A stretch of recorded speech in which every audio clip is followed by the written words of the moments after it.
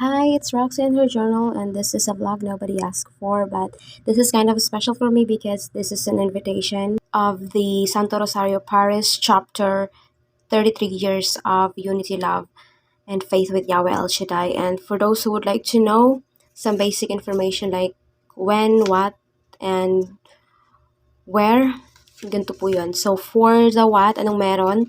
Ang meron po ay 33rd Thanksgiving Mass and Healing Rally. And kailan? When?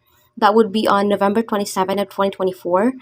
And anong oras naman? That would be 3 p.m. until 9 p.m. At saan naman yung venue? That would be in Santo Rosario Parish at Ortigas Avenue Extension, Barangay Rosario, Pasig City. And ano naman yung mga susuotin? Like, ano ba dapat suotin? So, since that is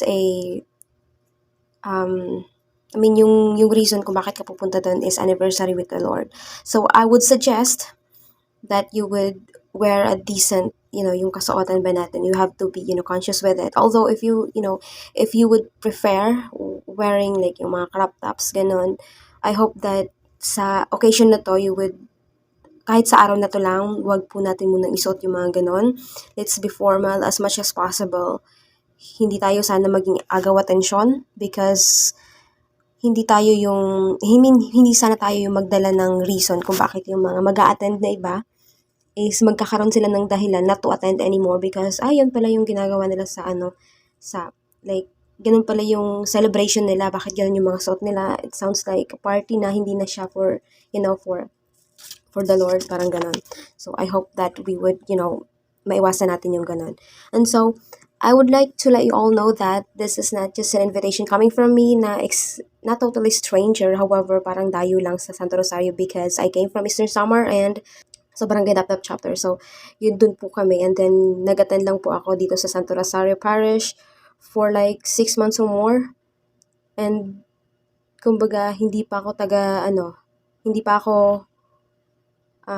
fully someone na from Rosario talaga, from their chapter, parish chapter. So, I would like to let you all know that this invitation is not just coming from me, it also came from the Santo Rosario Parish chapter coordinator.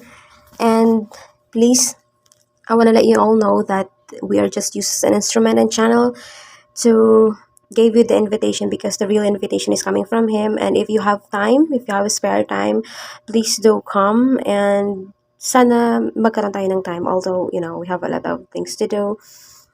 And if you would hear this, I hope as well that you would bring your family, your friends, and to all the people that you love. And ano naman ang mangyayari dun sa anniversary? It's so many times that I have attended in anniversaries, yung usual lang na nangyayari. Like, we would sing, we would dance, we would sing praises and worship, and then we would hear words of God coming from the preachers, and most of all, mayroong mass, which is the highest uri ng pagsamba. Para ba yun sa Tagalog? Basta sa English or sa Tagalog. Basta yun yung highest na uri ng pagsamba, ang banal na misa. So, magkakaroon din po ng ganon. And please be mindful as well that this invitation specifically is not only for those Catholic believers. This is as well extended for our brothers and sisters in Christ who are not Catholic. Regardless of the religion, you may come and join us as long as with your willingness, of course, na hindi naman kayo pinilit. And as long as you have the good intentions to come, you may listen. You don't have to participate naman sa mga yung sign of the cross if you don't do that in your religion. It's okay. We of course have to respect that one, but what matters most is that you have the time to come and join us. And you're there, your presence is there, so that's the most important thing. And kung hindi kayo nagsisign of the cross, that's totally fine. So that will be all. Please hear the personal invitation of Santo Rosario Parish Chapter Coordinator and have a great day. See you there. Bye.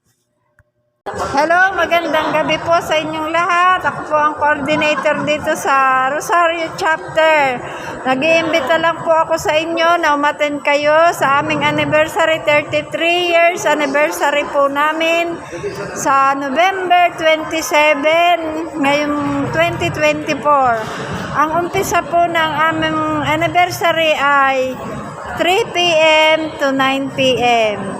Salamat po.